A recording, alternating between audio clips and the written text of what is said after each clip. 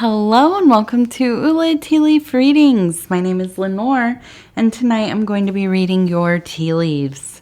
This is a horoscope for Sagittarius. Sagittarius is your solar, lunar, ascendant/rising sign. Then this is a message for you. Okay, let's get started. And so this is a bonus reading for Sagittarius, and our card is from the Tarot of the Abyss. It is the Page of Pentacles. Okay.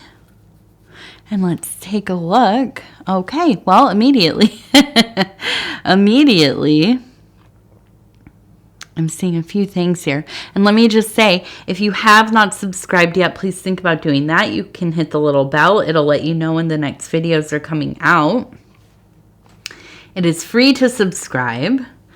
Okay, so we have a person here with a hat. You can see the eyes and the mouth, an arm raised, It looks like we have a 4 over here. Maybe 4A. And so this looks to me something like the Fool, okay? Or maybe some kind of, I don't know. I was thinking maybe like some kind of elf or something along the lines of that. But I do think that this is the Fool. It seems like kind of that energy. Now we have the Page of Pentacles. So this is really about kind of sowing your seeds, getting things kind of in order so that you have long-term goals to work towards. This is in the material world. This has to do with money and resources and your career and your household and so on. So I do think that there's kind of this, it almost like a disconnect, okay? There's part of you that really wants to buckle down, right? And get into this next chapter, really start maybe investing some money or, getting some education towards your next job or skill set so that you can go into a new career path. I don't know, maybe starting a business or something like this. But then there's this other part of you, and this is equally as valid, let me just say. There's another part of you that kind of just wants to live by your whims, right? Just kind of have fun and do your own thing and see, where the wind takes you. And I think that this is something that has gone on throughout your life, right? And I think that sometimes this back and forth can kind of get in your way. It's almost kind of a self-sabotage, okay? So I think it's important that we try to find a way, and I do believe there are many ways to do this, but I do think it's important to focus on being able to, well, at least kind of fund the life that you want to live, of course, to pay the bills, but to also have outlets for the silliness, for the love, the passion, the absolute ability to lose yourself in something. So if you have hobbies, if you are somebody who, and for some reason I'm thinking, okay, Sagittarius, I almost wonder if you are somebody who, two things. One, really loves like volunteer work, or somebody who kind of is into maybe some kind of like role-playing type thing, or like gaming, or maybe you like to read fiction. You like to get lost in other worlds, okay? So I think that it's important for you to find a balance here, because I do think with that Page of Pentacles, I feel like there's just this real underlying feeling like the time is right. The soil is just right. I've gotten everything, kind of plowed in my life. The soil is ready. I have the seeds in my hand, right? And now it's time to really get going on this next thing. Okay. And I feel like for the first time in a long time, you're really able to focus on this. So I wonder if maybe the kids have like left the house. Maybe there aren't a lot of grandkids yet. Maybe, you know, you just, there's something that has shifted where you have more time to focus on doing something that is going to shift your success in a really fundamental way. Okay. Now, I also think that it's important for you to be getting a lot of rest where you can, because, you know, you've worked hard thus far. You know, it's this, whatever has come before this, you can't just dismiss that, okay? Even if you haven't found your thing in life yet, maybe you never will, right? There are plenty of us who never find that thing. It might be a lot of little things, right? But I do think make sure that you're carving out a time for yourself to go and do something that you love. You know, join a league or, start a side business, make an Etsy or, you know, I don't know.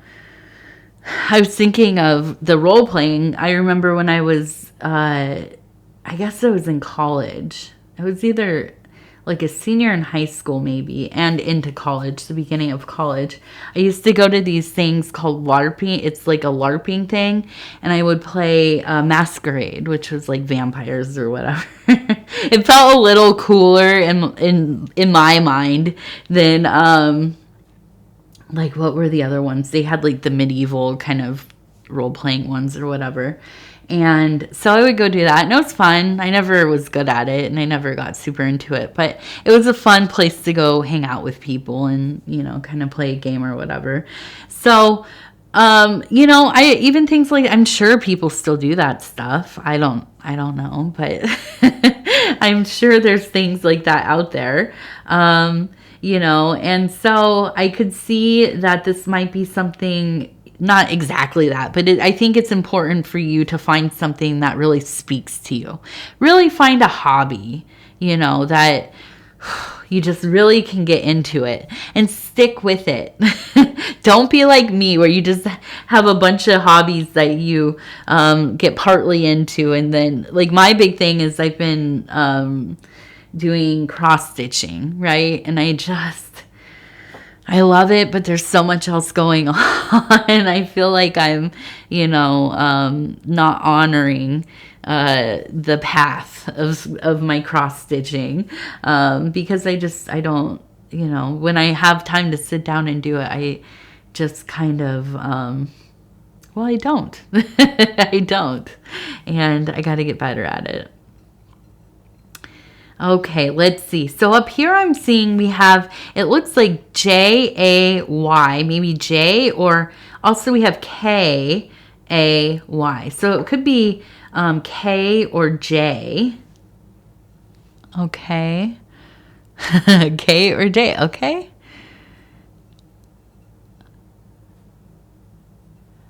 Okay, what is that?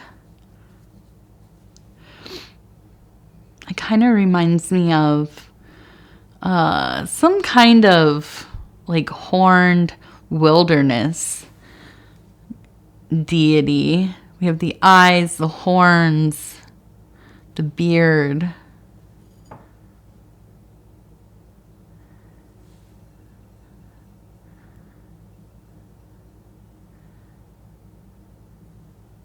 We have it looks like a black crow.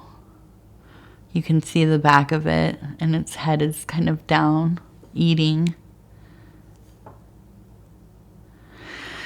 So when I see the blackbirds, I always know I'm in the right place. I always know that I'm on the right path. But I also feel like this is kind of, it reminds me of Wooden.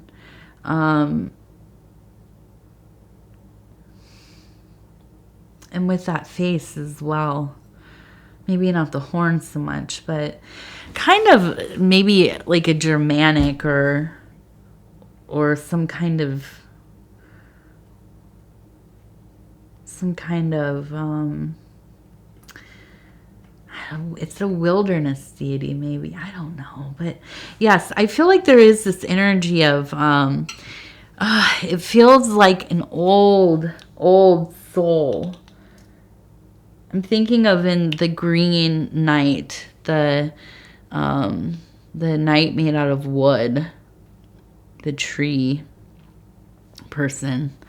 And I almost feel like there's a tie for you to talking to trees, maybe even, which I love that thought because I used to do that when I was a kid.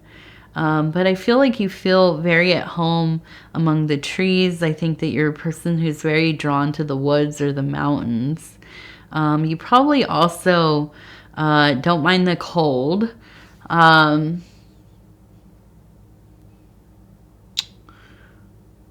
I think that, this is odd, I almost wonder if you have somebody in your family, an ancestor maybe, that was like a tracker. And I think that you have an interest in tracking. And now if this is animals, or if you're somebody that's really good at research or even finding people, you maybe are, you do, some kind of like financial forensics, or, maybe you are like a PI or somebody that, low, I don't know, maybe like a creditor. I don't know, something, but it runs in the blood. There's this ability to just follow the scent, follow the traces of, and I think that really goes back to this old, very earthy, kind of very stoic and slow moving energy that I think really runs through your whole line. And it feels like it's like you're just really good at observing. You're good at noticing people's nature. You are good at anticipating people's behavior and their next move and so on. Now, I also think that with that bird, you are protected. You're protected in this work. You're protected in this ability. It's almost like you're quite stealth. And so I wonder if you've also felt like in your life, and I think that when you were younger, this felt like a detriment, that you didn't stick out in any real, way that people like super noticed you. I don't think you were like the most popular person, but I don't think that you were like not popular. Like you weren't like the kid in school that had no friends. But you just kind of blended in the middle. And I think that you felt pretty ordinary a lot of times. And I think that you felt like this was kind of painful, maybe. Maybe you wanted to be noticed more. But I think as you've gotten older, you've realized how much of a blessing it is to be able to move so freely. You kind of are, you just have a very stealth kind of aura about you, which is interesting because in a lot of magical systems, initiation grade systems, some of the lower work of the neophyte is to learn how to be stealth. Okay, learn how to just go about your life undetected as much as you can, to be able to blend into things, quite literally, kind of a disappearing in plain sight. And I think that this is something that you have the innate ability to do. I think that people, and this is something that maybe, I don't know, it's probably very specific, but I also think that you're somebody that startles people.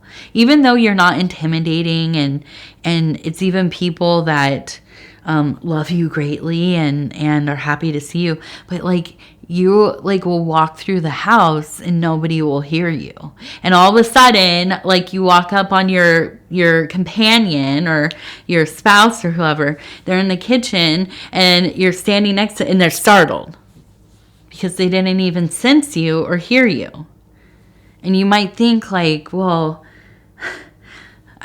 I live here, why are you scared? But you have this like cloaked thing. You're cloaked in some way. You're protected. And this is an asset to you. Okay? I also think that you're just very resilient, but you're also you have the ability to do a lot with little.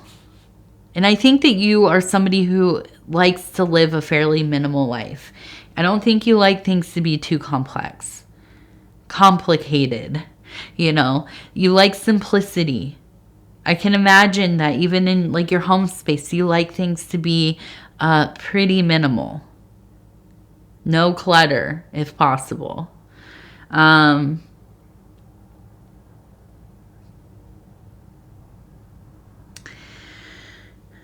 also think that, and I'm looking at this one here, there's somebody who is writing, okay? And I also think that you maybe are a writer, but I think that you're somebody who is, if you've ever read books of letters by different authors or, you know, people of note, and these are, it's kind of akin to people who are like, they're diarists, or, you know, they publish. One person I think of, okay, is Anais Nin, right? Somebody I love still, but loved greatly when I was young. And very subversive person.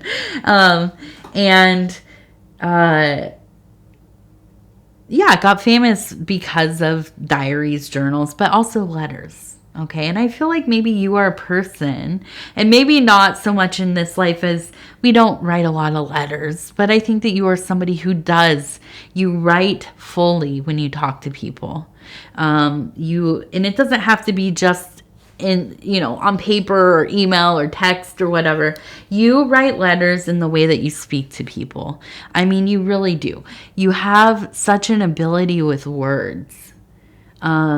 You are touched, the way that you interact with people, not everybody, but, you know, certain people, is deeply moving for them.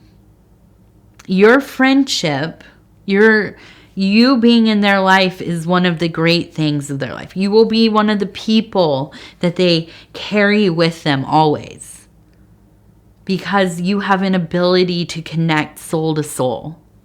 Unlike most people, right? Most people, it takes a lot of work to get there. You, however, have a deep ability to relate in a very deep and honest way.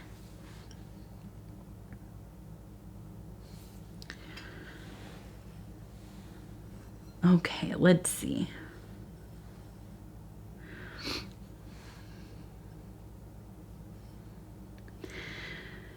So, we have some birds. We have some messages. Now, I think that you are going to have a series of 3 dreams. 3 dreams, all related to the same person. And I feel like this is a person that you have come in contact with recently. You don't know them that well, but they have a deep interest in you, and you find them interesting as well. But I think that there is kind of, I don't know. I think that it's like one of those things you just kind of, instant boundary kind of put up, because I don't know. You know, this might not be the right engagement for me. But it's, you know, it's interesting. There's something there, you know, there is something there. But I do think there will be a series of dreams, and I think these will be important, and I think they will involve this person. I feel like this is a person who is related to you on a soul level. Okay. I don't know exactly how or why. I don't know that it's romantic, but I do know that this is somebody who, if you believe in, or you consider that we are, you know, we reincarnate, or we travel together in kind of groupings, and as we become other things, we do so in relation to one another as consciousness, right? This is a person who has been in your lives before, okay?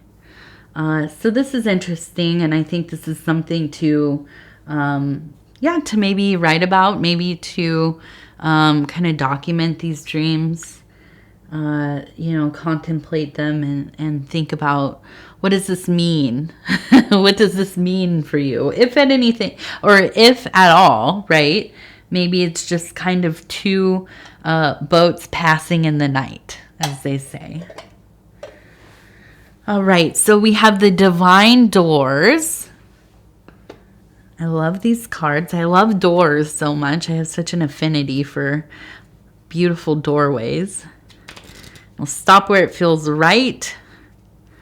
Okay, that one's pretty gorgeous. Draw down the moon. The forest nymphs dance in the sheer delight, singing soft songs. Find us in the wild. Good night. There we go. There's our there's our forest wilderness deity. Okay, Sagittarius, I thank you. Thank you for getting through this reading with me. Hopefully it wasn't too all over the place. We've been sick here at the house the last few days, and I'll tell you what, it's taken a lot out of me. The stomach flu this time, so... but yes, on the mend, getting better, thankfully. And so I want to tell you I love you, and I thank you. If you'd be so kind as to like the video, it helps the channel so much. If you haven't subscribed, please think about doing that. It is free to subscribe. And if you'd like to leave a comment, I would love to hear from you. Okay, Sagittarius, I love you. Take care of yourself. We'll talk in a few days. Good night.